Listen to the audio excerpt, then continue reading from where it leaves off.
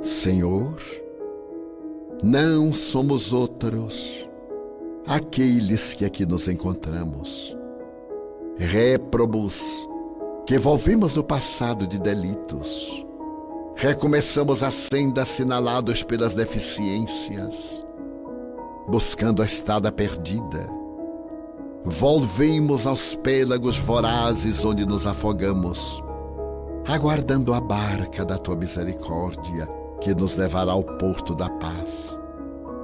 Não nos atrevemos a pedir-te justiça, que pesaria na economia das nossas almas. Suplicamos-te misericórdia, Senhor, e piedade para nossas limitações, pelos nossos graves erros. Distende-nos generosa mão e alça-nos do abismo em que tombamos, para as cumeadas da montanha da sublimação evangélica para onde rumamos. Senhor, dignifica-nos com o hálito da tua inspiração. Não nos deixes outra vez entregues a nós mesmos, pois só tu tens a palavra de luz e de vida eterna. Se contigo, Senhor, estamos desolados e tristes, sem ti, como estaremos? Utiliza-te, pois, do que resta de nós, e da argila imperfeita de que nos constituímos, erige o santuário da fraternidade para os homens, tornando-nos instrumentos da tua paz. Abençoa-nos a todos nós, os discípulos imperfeitos que reconhecemos ser, e concede-nos a luminosa oportunidade de servir-te um pouco mais, a benefício da nossa vida. E fica ainda, Senhor, conosco, para que tenhamos tempo de nos impregnarmos de Ti, esculpindo-Te no país dos nossos corações, que já Te ama. Bezerra de Menezes. Meus queridos irmãos, vamos dar início ao nosso evangelho de hoje. Hoje o tema é um tema bastante polêmico, né? Eu vou tentar resumir para vocês aqui. O tema de hoje é Brasil, coração do mundo, pátria do Evangelho. Então, por meio de buscas sobre o tema na literatura espírita, eu encontrei muitas informações, quase sempre reflexões baseadas no livro Brasil, coração do mundo, pátria do Evangelho, de autoria do espírito Humberto de Campos, que foi psicografado por Francisco Cândido Xavier, o nosso Chico Xavier. O livro é datado de 1938, portanto, há 83 anos. Ele esclarece as origens remotas da formação da pátria do Evangelho e analisa fatos da história do Brasil que corroboram para isso. Com o objetivo, gente, de demonstrar a missão evangelizadora da nação e o acompanhamento feito por Jesus do seu processo evolutivo.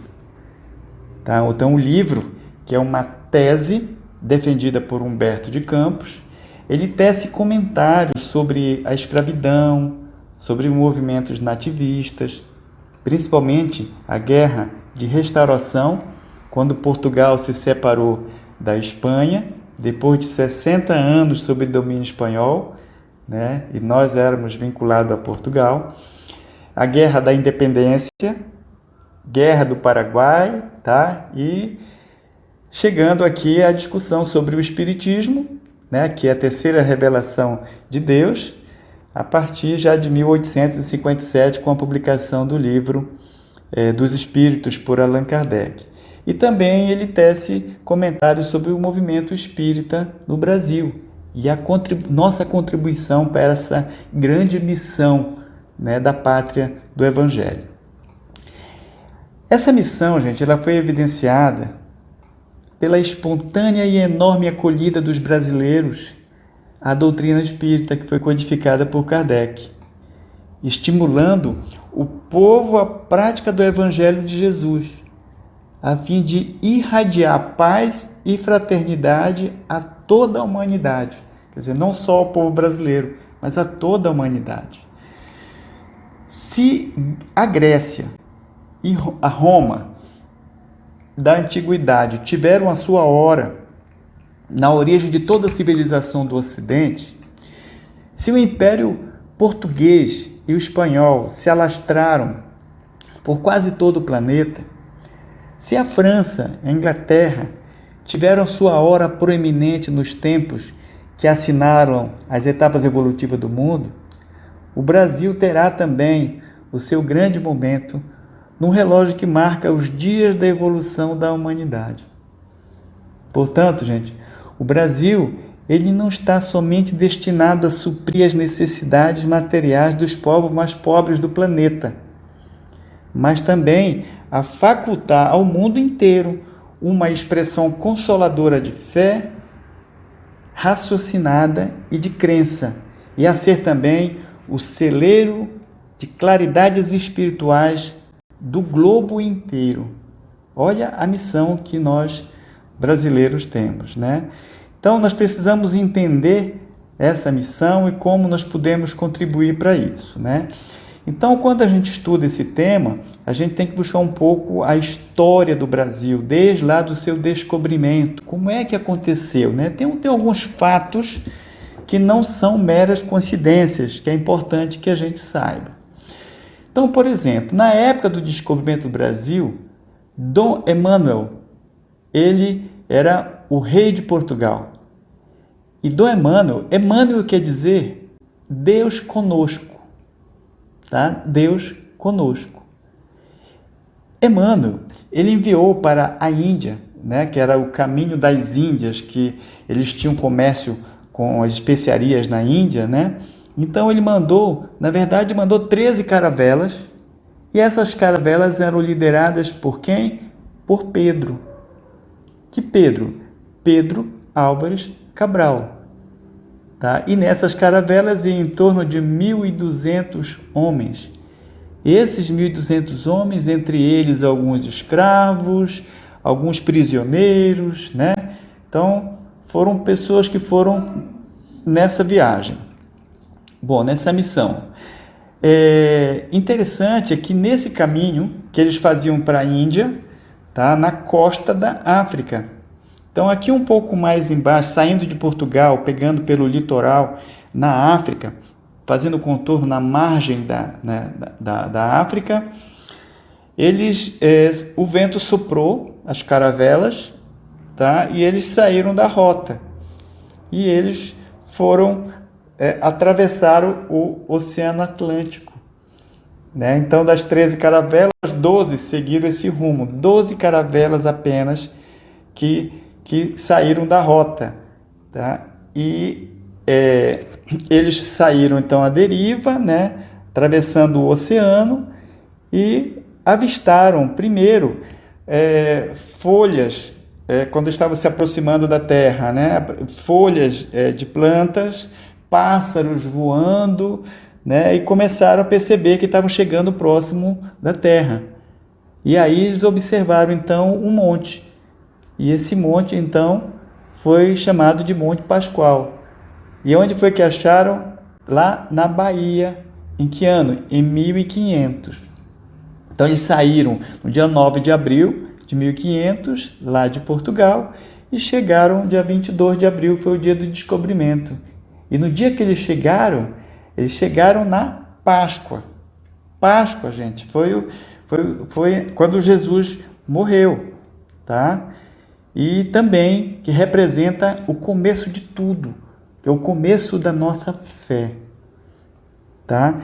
Então, quando eles chegaram lá, eles encontraram os habitantes de lá, que eram os índios, né? E fizeram uma relação amigável com os índios, com presentes, com troca de presentes, né? Isso era uma boa relação com os índios quando chegaram lá, tá? Nas caravelas veio também o Frei Henrique de Coimbra, que trouxe consigo uma cruz, né? Como ele é um padre católico, ele podia trazer um monte de outros ornamentos, né? Mas ele trouxe apenas uma cruz. E diante da cruz, ele rezou a primeira missa, tá? Frei, esse aqui já foi no domingo, né? Eles chegaram no meio da semana, domingo já rezou a primeira missa lá diante dessa cruz que ele Frei Henrique Coimbra tinha levado. Frei Henrique Coimbra e Pero Vaz de Caminha, que escreveram uma carta ao rei. E nessa carta eles mencionavam, olha, somos responsáveis pela evangelização do povo desta terra. E quem que eles encontraram lá? Encontraram os índios. Então eles iam evangelizar quem? Os índios. Como eles chegaram lá, eles perceberam que era uma ilha, né? E deram o nome de Ilha de Santa Cruz. Depois eles perceberam que não era uma ilha não, que tinha dimensões continentais. E aí eles trocaram o nome e colocaram Terra de Vera Cruz. Vera Cruz, gente, significa cruz verdadeira. Então a missão deles, na verdade, pregar o evangelho, era pregar a verdadeira cruz, que é o evangelho de Cristo, tá? E diz a história que para os católicos, com Cabral vieram prisioneiros, degradados, gente de baixa moral. No entanto, para os judeus, com Cabral vieram judeus que fugiram da Inquisição na Europa. Tá? Então há essa controvérsia aqui. Dentre os judeus, tinha um que se chamava Barzilai, que tinha uma visão comercial. Então esse Barzilai, ele viu uma madeira nobre, chamada de pau-ferro, muito dura, muito boa para construção, para navios, para móveis, e que produzia uma tintura vermelha. Barzilai, ele começou então a comercializar esse pau de ferro para a Europa, tá? E aí ele começou a escrever, né, uma etiqueta. No início ele falava que era pau do Barzilai, e aí foi aportuguesando o pau do Barzilai e depois foi até pau do Brasil, né? Então isso foi um abrasileiramento já da palavra Barzilai, pau do Brasil. E aí começou então a colocar a etiqueta, né? Nos produtos que eram levados daqui, era pau de ferro importado do Brasil, né? Então já tem essa história do pau-brasil, que é o nome do Brasil. Em hebraico, gente, Barzilai significa brasileiro. Então, eu sou Barzilai, tu és Barzilai, nós somos Barzilai, nós somos brasileiros, tá? Na Bíblia, já falava em Barzilai, era amigo de Davi, a quem socorreu quando fugiu do seu filho, que é o Absalão, né, para o deserto. Então, Barzilai, ele era amigo de Davi, porque ele socorreu Davi na hora que ele precisou. Então, Barzilai é amigo de Israel. O Brasil é amigo de Israel, né? Então, a missão do Brasil também é de socorrer as nações que estão no deserto. E hoje a gente está vendo aí guerra no Afeganistão, o que aconteceu? O pessoal fugiu para a Palestina e o Brasil estendeu a mão, né, para os cristãos que estão lá pedindo asilo aqui no Brasil. Então, o Brasil vai ter essa missão e já está fazendo isso. Então, o Brasil, gente, ele foi colonizado, na sua grande maioria, por judeus, que fugiram, então, da guerra da Inquisição na Europa. Em hebraico, Brasil, gente, olha que interessante isso aqui. Brasil, ele em hebraico não tem vogais, né? Então, Brasil é escrito B-R-Z, o I é uma letra em hebraico e o L. Brasil, sem as vogais, só o símbolo aqui de I. O I aqui é Israel. Então já tem o nome de Israel na palavra Brasil. Então o I é de Israel. E as outras 4 consoantes, elas são iniciais das 4 matriarcas de Israel, que são as 4 esposas de Jacó. Então B de Bila, R de Raquel, Z de Zilpa e L de Lia. Tá? E o I é aquela letra, né, em hebraico que significa Israel. Então, meras coincidências, né? Então, é interessante a gente conhecer essa história do Brasil. Bom, agora vamos voltar ao livro. Como eu falei para vocês, é um tema polêmico, né? Por quê? Vocês vão entender a polêmica que dá esse tema Brasil, coração do mundo, pátria do Evangelho. E aí eu fui buscar na literatura informações e encontrei o livro, só que o livro é muito grande, não ia dar tempo de ler ele todo. Então eu peguei alguns espíritas que já estudam o livro e que fizeram um resumo, e eu vou apresentar para vocês aqui com algumas mudanças que eu fiz, tá? Então, primeiro, Haroldo Dutra, tá? Todos nós conhecemos Haroldo Dutra. Então, ele faz um resumo praticamente do livro, tá? Depois eu peguei de Chico Xavier, o que é que ele pensa disso, e depois eu peguei outros espíritas também renomados.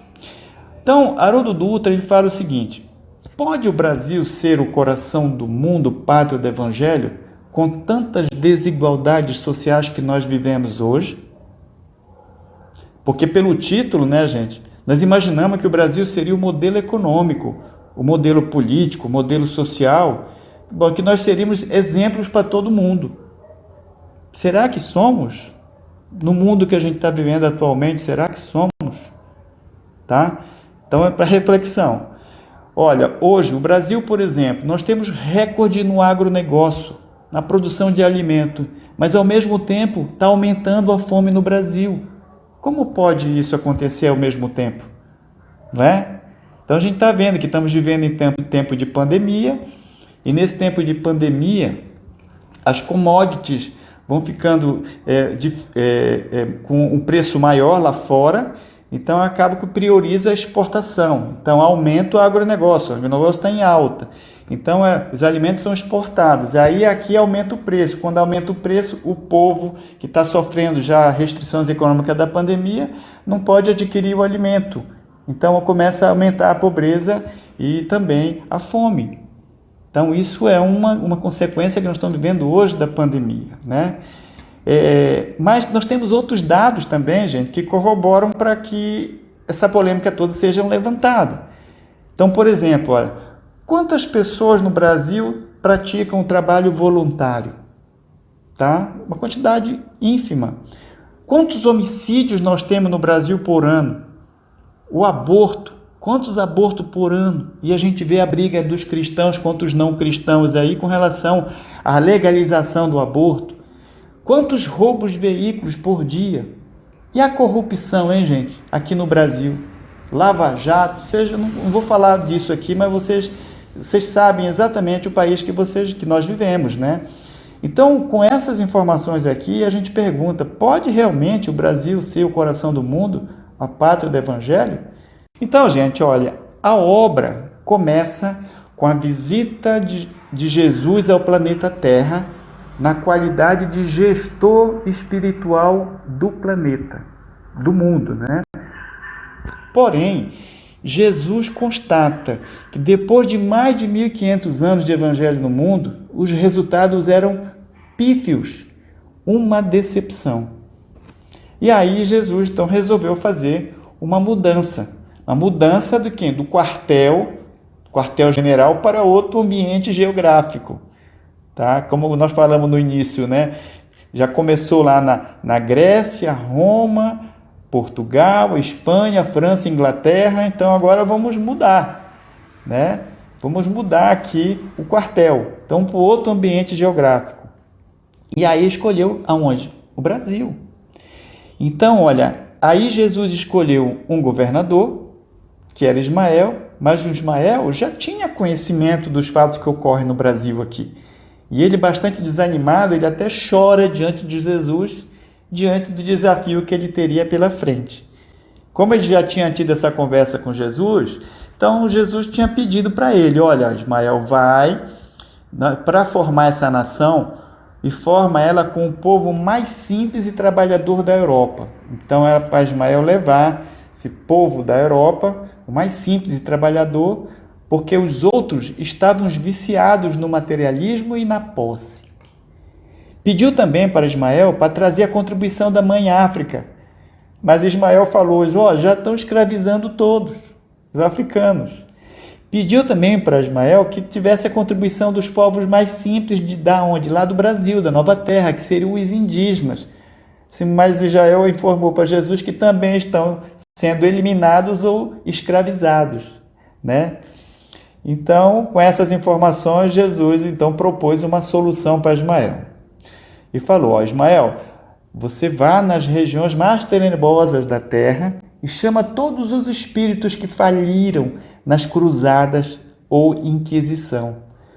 Todos os políticos corruptos da terra, todos os generais assassinos do mundo, todos os religiosos que se desvirtuaram por 3 a 4 mil anos, e manda todos para o Brasil. Então, gente, Jesus quis dizer a Ismael que ele não veio para os sãos, mas sim para os doentes. Olha que interessante. Então, Jesus veio para os doentes. Então, junta todo esse pessoal no Brasil que nós vamos tentar curar eles lá. Então, portanto, gente, o Brasil, ele é o grande hospital de Jesus, onde estão reunidos o que há de pior no mundo. Tá? E o Brasil, gente, ele não vai ser o coração do mundo. Ele já é o coração do mundo, tá? Que é chamado de celeiro. Tá? Mas nós precisamos entender, desde o sentido econômico, a sua significação espiritual. No sentido econômico, a gente já está vendo o Brasil aí despontando, né? Ele é produtor mundial aí de café, de cana, né? E ele já está lá na frente, de soja. Então a gente vê que o Brasil já desponta como esse celeiro, né? Já era conhecido como o pulmão do mundo, né? Agora o celeiro com a produção de alimento para todo o planeta, tá? Mas nós precisamos entender o seu verdadeiro sentido, que é a significação espiritual, que é a consolidação da crença e da fé raciocinada para irradiar paz e fraternidade a toda a humanidade. Essa é a verdadeira missão, tá? E o Brasil, gente, ele já é a pátria do Evangelho, porque ele foi feito para regenerar seres. Então Jesus, o que é que ele fez? Ele transplantou da Palestina para o Brasil a árvore magnânima do seu Evangelho, a fim de que os seus rebentos delicados florescessem de novo, frutificando em obras de amor para todas as criaturas. Então é que interessante, além de trazer o povo mais pobre e trabalhador, mais simples trabalhador da Europa, os africanos e os índios, juntou as 3 raças, branco, o índio e o negro, tá? Juntou a diversidade que nós temos hoje no Brasil, e ainda veio aqueles espíritos que reencarnaram, que encarnaram já no Brasil, né? Que era para regeneração desses espíritos, né? Então vejam como se passou isso, como nós chegamos a esse ponto aqui, ok? Então, gente, e aí a gente fica imaginando, de tudo que a gente está passando, o Brasil ainda ser considerado o coração do mundo e pátria do Evangelho, dizer que já é o coração do mundo e já é a pátria do Evangelho, né? Então aí Jesus vem e nos acalma, né? Então, se Deus permite a prática de tantos absurdos por parte dos poderosos da terra, que se embriagam com o vinho da autoridade e da ambição, é que todas essas lutas nada mais representam do que experiências penosas para abreviar a compreensão geral das leis divinas no porvir. Olha que interessante. Então, a gente que já é espírita, a gente sabe que tudo isso que a gente está passando são provas e expiações que são importantes para nosso aprimoramento, nosso aperfeiçoamento, né? Então, tudo que acontece ajuda a abreviar a compreensão geral das leis divinas. E é o que nós sabemos que acontece, né? Tudo isso de mal que está acontecendo, a gente vê que é necessário para a nossa evolução. A gente separar o que é bom, o que é ruim, o que é bom e o que é mal, não é? O que é certo, o que é errado, né? E, gente, quando a gente fala que o Brasil é a pátria do Evangelho já, né, que já é, porque ele regenera seres, alguns espíritos já foram regenerados aqui, né? Então, por exemplo, o espírito que tinha profundas dívidas, nas primeiras horas do Brasil, ele teve a oportunidade de encarnar como Anchieta, o padre Anchieta. Ele morreu, né, desencarnou, e depois ele reencarnou como Fabiano de Cristo, que está conosco, não é? Outro exemplo, o espírito Padre Manuel da Nóbrega, tá? Que encarnou no Brasil, que a gente conhece a história dele, tá? E que hoje quem é o Padre Manuel da Nóbrega? É o espírito de Emmanuel. Emmanuel, gente, é o espírito que escreveu o prefácio desse livro, Brasil, Coração do Mundo, Pátria do Evangelho. Então, o prefácio foi escrito por Emmanuel. Escrito não, psicografado por Chico Xavier, mas quem foi ditado por Emmanuel. Tá bom, gente? Então, isso aqui é um breve resumo, né, do livro Pátria, Coração do Mundo, Pátria do Evangelho. Tá?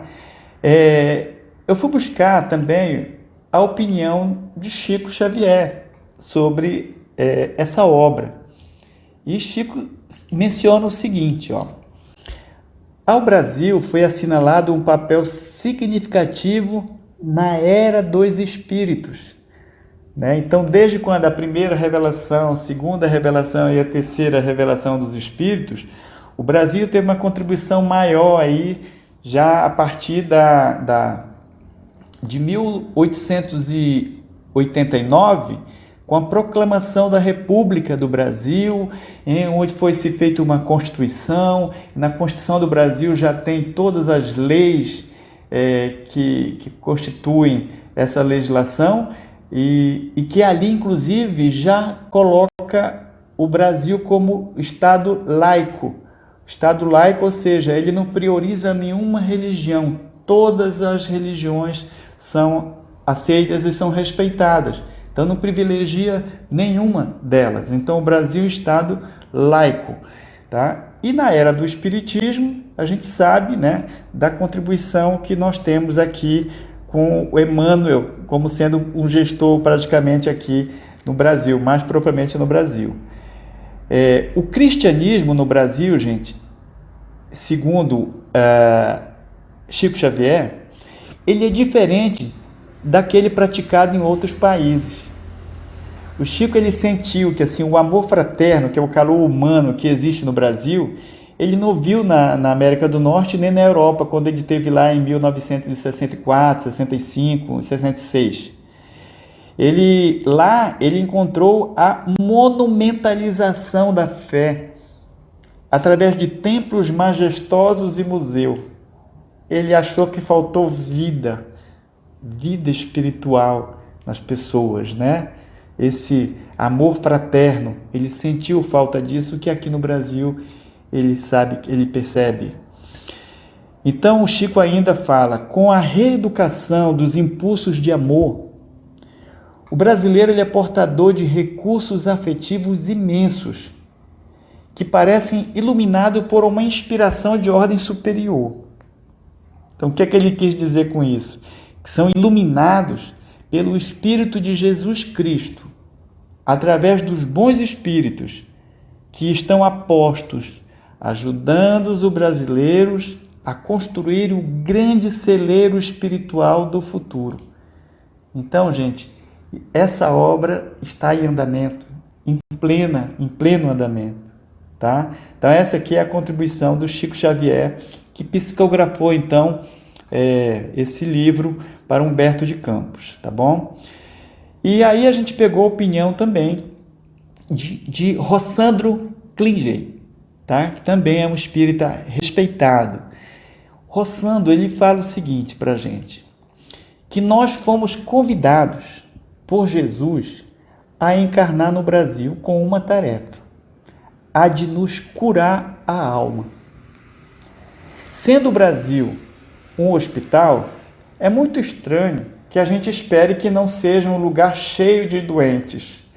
Então, gente, toda a violência que a gente vê, toda a corrupção que a gente vê, tudo isso que a gente vê, aí o pessoal que é a favor de aborto, né? Tudo isso que a gente não concorda, não faz parte dos nossos princípios, né, cristãos, né? Mas convivem com a gente, porque não tem só gente saudável, tem gente doente convivendo com a gente. Isso a gente já percebe no nosso dia a dia, né? O centro espírita, gente, ele é nada mais, nada menos do que uma sala de emergência da UPA Celeste, tá? Então, Rossandro afirma isso para a gente. E nós somos a prova viva de que a doutrina espírita nos transforma. Então, Rossandro, quando ele fala isso aqui, é que ele comenta na vida dele que ele queria se suicidar. Ele tentou, acho que por umas 3 vezes, mas depois ele descobriu no Espiritismo que a alma é imortal, que você não morre, né? Então, o que é que eu vou fazer com a minha vida, né? Então, ele desistiu e retomou, então, se dedicando à doutrina espírita. E por isso que ele fala que somos a prova viva de que a doutrina espírita nos transforma, porque ele é uma prova viva, né? E ele diz também que nada no mundo vai nos afastar do amor de Deus.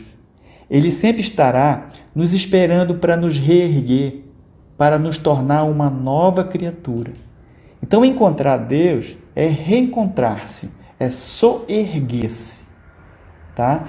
Então, gente, ele fala também aqui que quando a gente lê o livro Brasil, Coração do Mundo, Pátria do Evangelho, nós percebemos que o plano político é completamente secundário ao amor.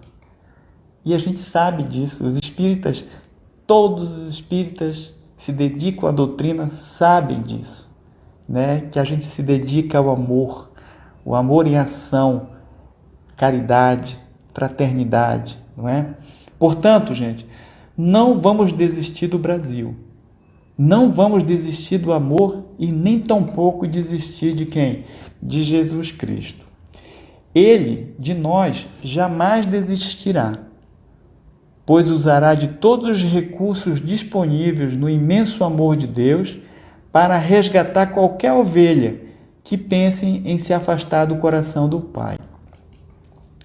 E ele finaliza dizendo, olha, que nós estamos aqui para forjar uma nova civilização, tolerante e respeitosa. Mas falta em nós a ética da vida cotidiana, os pequenos gestos de civilidade, para que sintamos orgulho da nação que construímos. Então vejam, gente, que aqui a gente finaliza mostrando, né, o quanto que evoluiu, mas o quanto precisamos evoluir ainda mais. E nos pequenos gestos do nosso dia a dia.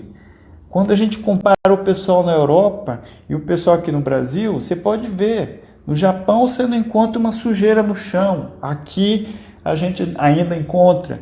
Então a gente vê que tem diferentes irmãos em diferentes níveis de evolução, né? E que a gente tem que, na coletividade, trabalhar para que cresçamos juntos e daqui irradiar toda essa paz, essa fraternidade para todo o mundo. Ok, gente? Então aqui eu encerro a minha apresentação. Muita paz a todos.